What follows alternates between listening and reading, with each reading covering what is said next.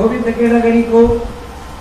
और जब गोविंद की नगरी को जाते हैं तो दिव्य अलौकिक छटा चारों ओर देख करके भौचक्के रह जाते हैं और रास्ते में चलते हुए जा रहे हैं।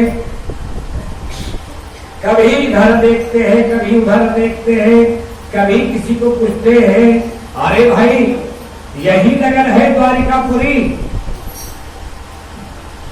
बोले हाँ महाराज यही द्वारिकापुरी है।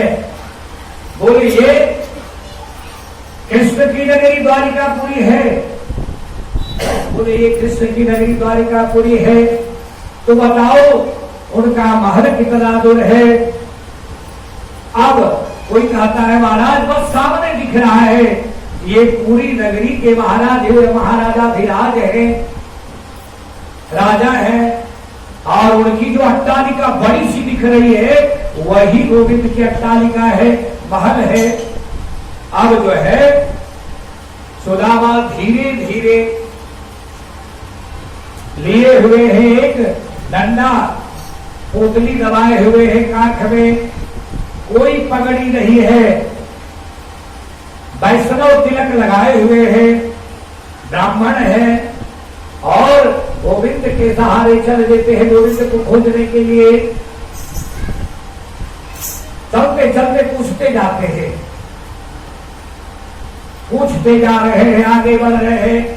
कोई एक और व्यक्ति मिलता है, भाई कितनी दूर है?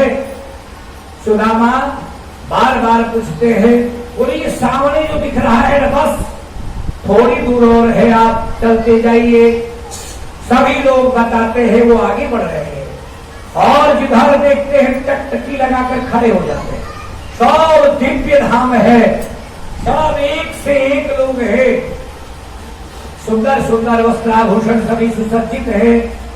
सुदामा आगे बढ़ते जा रहे हैं गोविंद नाम स्मरण करके कि जल्दी पहुंचा, भूख भी सता रही है सुदामा को, लेकिन गोविंद नाम का सहारा है।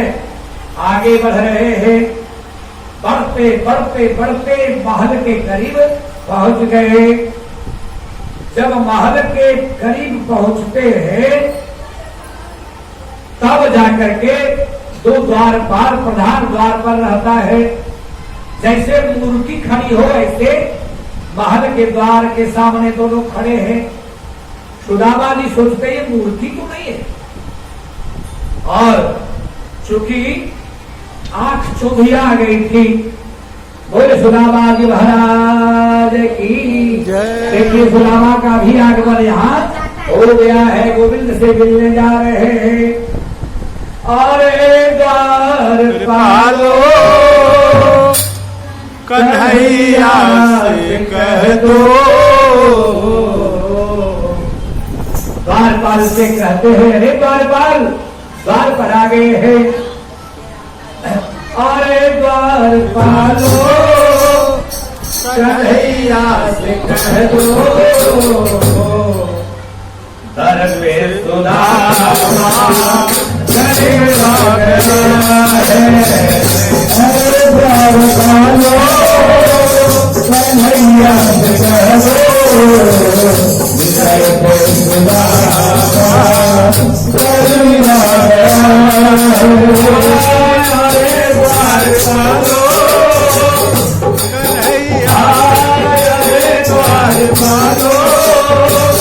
कन्हैया से कह दो,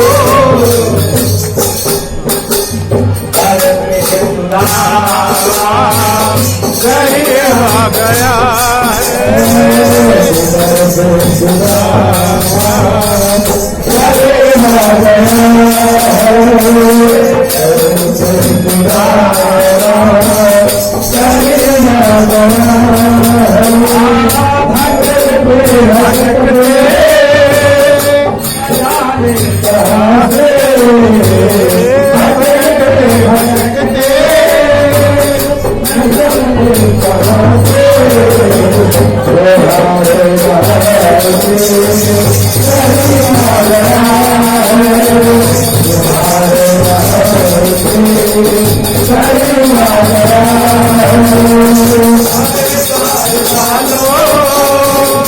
कन्हैया से कह दो कन्हैया से कह दो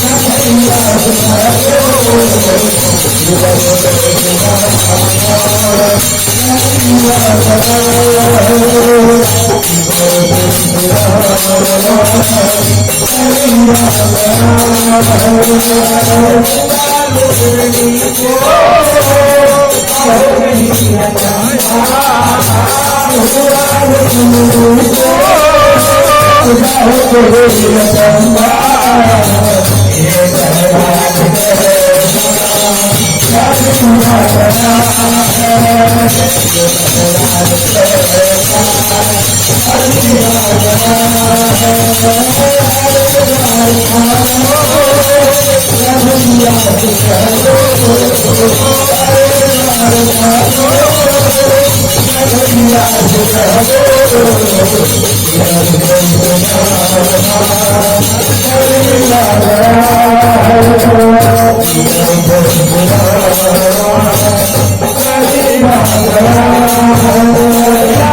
सुदामा को बराबर अपने सिंहासन पर बैठा कर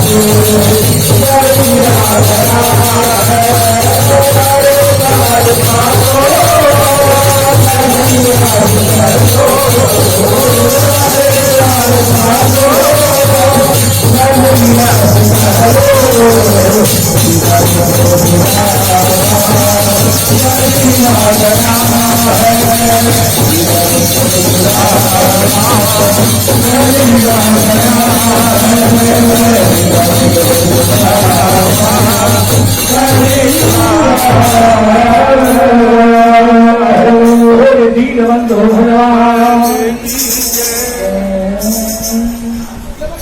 अब जैसे ही सुदामा द्वार प्रवेश करते हैं, गोविंद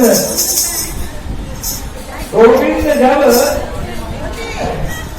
बैठ जाइए, कथा है, प्रणाम करके सभी बैठ जाए और जिनको जो देना हो उनके पोतली को दे। बोले दीनबंधु भगवान की भक्त वत्सल है, दीनबंधु है। आज दौड़ करके भगवान कृष्ण जैसे ही द्वारपाल जाकर कहता है,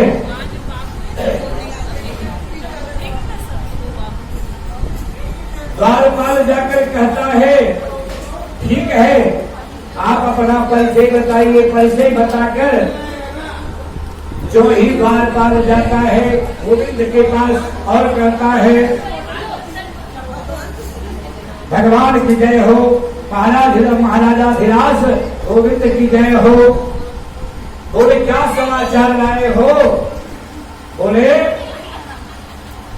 धोती फटी सी लकी उपटी और उपाय उपादक बोले श्यामा एक दुर्बल ब्राह्मण आया है। तो भगवान जब दौड़े ना एकदम उनको बेसुध हो गए, उनकी पगड़ी गिर गई, दुपट्टा गिर गया, खाली पैर नंगे पांव दौड़े।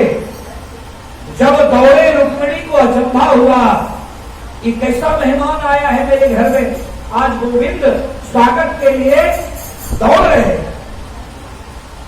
गोविंद जाते हैं, देखते हैं मेरा बाल सखा पहुंचा है और जाकर गले मिलते हैं, प्रेमास्त्रु से अंक विलय करते हैं, फिर अपने हाथ से पकड़ करके सुदामा जी को ले जाते हैं और ले जाकर उस अट्टालिका में भगवान कृष्ण का जो महल है रुक्मिणी जी का, उस महल में जहां द्वारिकाधीश बैठते हैं उस सिंहासन पर ले जाकर सुदामा को बिठा दी। देखिए भगवान की जब दृष्टि हो जाती है भक्त पर तो राई को पहाड़ बना देते हैं और पहाड़ को राई बना देते हैं। कंस राजा धीराज था, पृथ्वी पर धराशायी कर दिए। और आज एक दीन ब्राह्मण जो भगवत भक्त है, भगवान अपने सिंहासन पर बैठा दिए। और दीनबंधु भगवान की, इसलिए इन्हें दीनबंधु भी कहा जाता है। जब सिंहासन पर बिठाए तो सुदामा जी बेचारे सिकुड़ रहे, शर्म के मारे इतनी शर्म लग रही थी। ये आज सिंहासन गोविंद का सिंहासन है और छुप रहे थे। छुपना चाहे, कोई कवि कहते हैं पानी परात को हाथ छुयो नहीं, नैनन के जल से प्रगट हुए। इनकी दीन दशा देख करके कुछ कंटक अपने मुख से पैर से निकाले हैं गोविंद।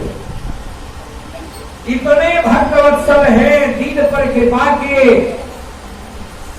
काश पैर में जो कुछ कंटक करे हुए थे गोविंद ने निकाला।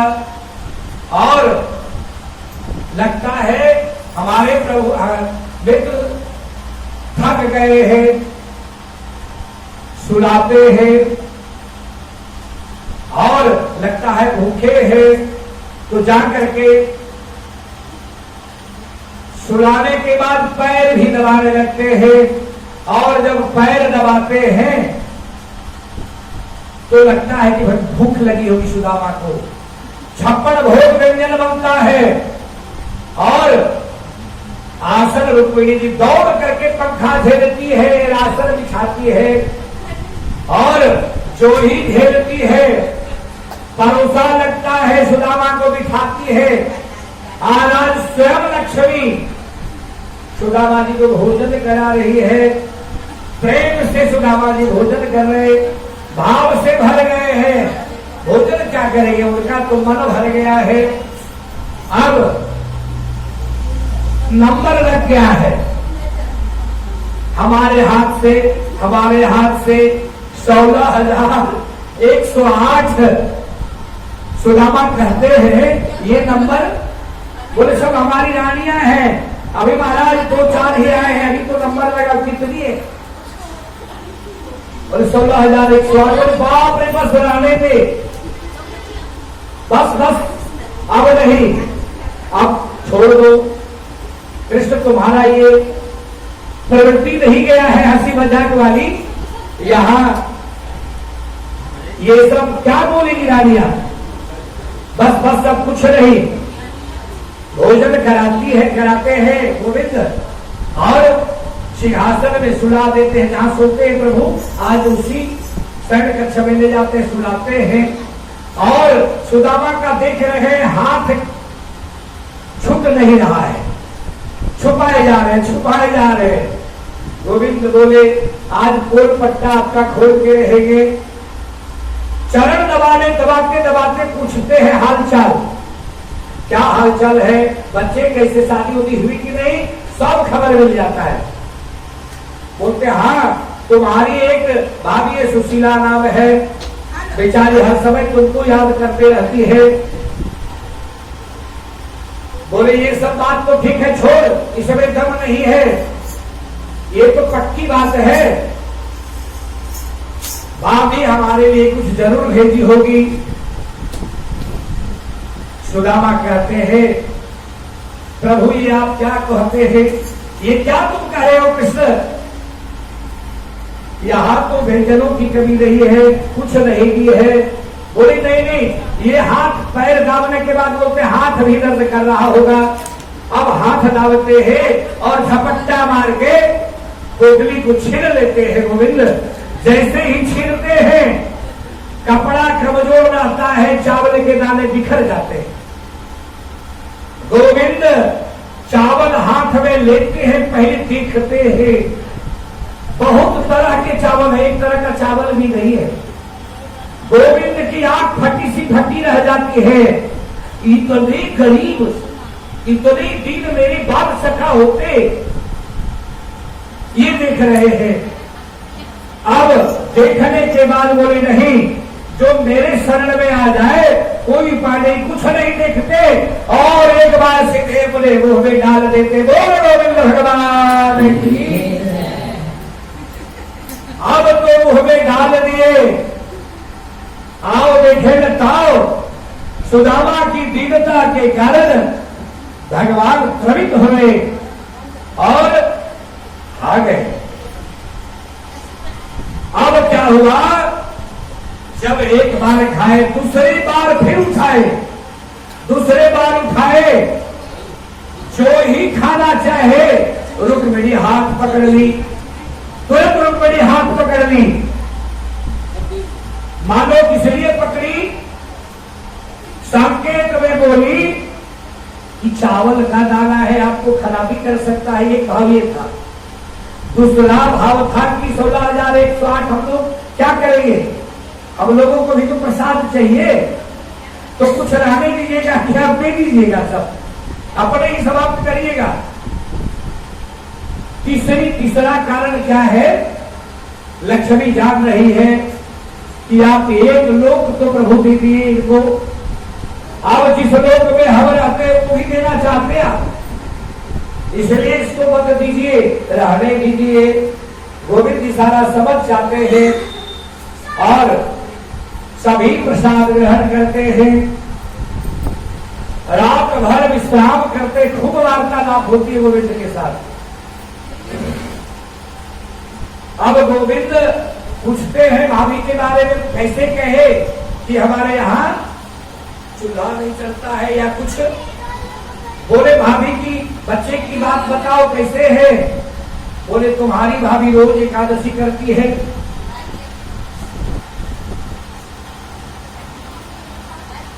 बोल गोविंद भगवान की जय। भगवान द्रविभूत, भगवान को दे दिए, एक लोक दे दिए दीनता को देख करके। रात्रि विश्राम हुआ, पीतांबरी पहनाए भगवान अपना,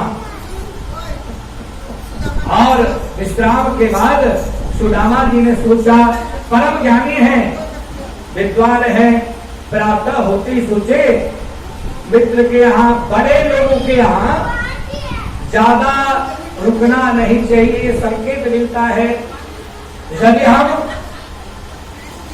बहुत बड़े लोगों के यहाँ जाए तो ज्यादा रुकने से मानहानि होती है कि ये गरीब है, भोजन के लिए रुका हुआ है, कुछ लेने के लोग से। इसलिए परम ज्ञानी है सुदामा जी, और प्रार्थना होते ही विदा मांगते हैं कृष्ण से कि अब जो है कहते हैं, अब सुदामा जी प्रार्थना होते ही भगवान कृष्ण से विदाई लेते हैं। जो पीतांबरी पहने थे सुदामा जी वो ही खोल देते हैं। अब सुदामा जी आगे बढ़ते हैं, कहते हैं कन्हैया अब घर का भी कामकाज बहुत देखना है, तो वहां भी इंतजार कर रहे हुए सुशीला ब्राह्मणी, इसलिए मैं घर को जा रहा हूँ। रुके नहीं, एक रात रुके मात्र, सुबह चल दी। सुदामा चल दिए। अब जब निकले द्वारिकापुरी से तो सोचने लगे कि बड़ी भेजी थी हमको कि कन्हैया बाल सखा है, तुमको देंगे, फूटी कौड़ी हाथ में नहीं दी है। अब किस मुंह से हम जाएं, क्या जवाब देंगे सुशीला को, यही सोचते हुए जा रहे हैं अपने घर को। जैसे ही चलते हैं और गोविंद को दे दिए हैं, पर पहुंच जाते हैं जहां उनकी झोपड़ी है। झोपड़ी के पास पहुंचे, झोपड़ी राज मिलता है, सुदामापुरी लिखा हुआ बड़े बोर्ड में। ये तो बहुत चक्के रह जाते हैं, अरे लगता है ये झोपड़ी हटाकर कोई अतिक्रमण कर दिया और अतिक्रमण करके मेरा झोपड़ी भी गायब कर दिया। अब सुदामा इधर उधर देखने लगते हैं, गोविंद की कृपा होती है। बहुत से द्वारपाल इधर उधर थे। द्वारपाल सुशीला को खबर दिए, ये ब्राह्मण आया है जो घूम रहा है, कुछ देख रहा है, चारों तरफ घूम रहा है। सुदामा की पत्नी सुशीला अट्टालिका की खिड़की से देख लेती है कि ये तो हमारे ब्राह्मण देवता सुदामा है, एकदम जेवर से लदी हुई है, महारानी बन बैठी है। सुदामापुरी जो हो गया, इधर द्वारिकापुरी, इधर सुदामापुरी। गोविंद की कृपा हो गई है, आरती का थाल सजाती है और दौड़े दौड़े रास्ते को टेक लेती है और आरती करना चाहती है। सो सुदामा जी हाथ जोड़ करते कहते हैं, देवी तुम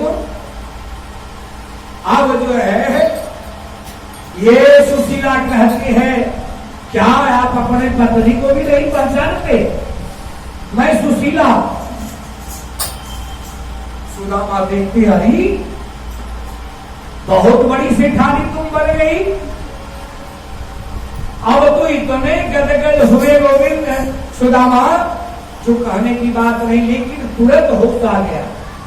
देखिए गोस्वामी तुलसीदास लिखते हैं, प्रभुता पाय काहु मत नाही, वो जग अस जन्मा नाही, प्रभुता पाय काहु मत नाही। जिसको ऐश्वर्य मिल जाए, अहंकार ना आवे, ऐसा धरती में कोई नहीं जन्म लिया है। उसे कुछ न कुछ स्वाभिमान आ ही जाता है, लेकिन परम संतोषी है सुदामा जी, अहंकार छू नहीं पाता है।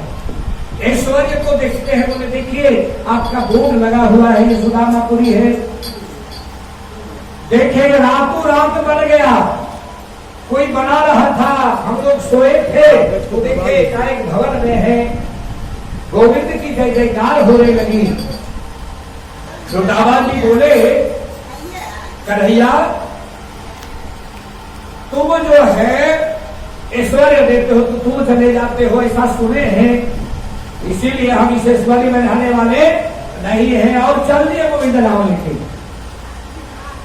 अब उस अट्टालिका से आवाज आई गोविंद की, मित्र सुदामा मैं तुम्हारे घर में बसा हुआ हूँ, बोले भक्तवत्सल भगवान की जय। जो ही सुदामा आवाज सुने वापस आए, गोविंद को प्रणाम किए, धन्य हो गोविंद, तुम्हारी कृपा की कोई सीमा नहीं। तो वर्णन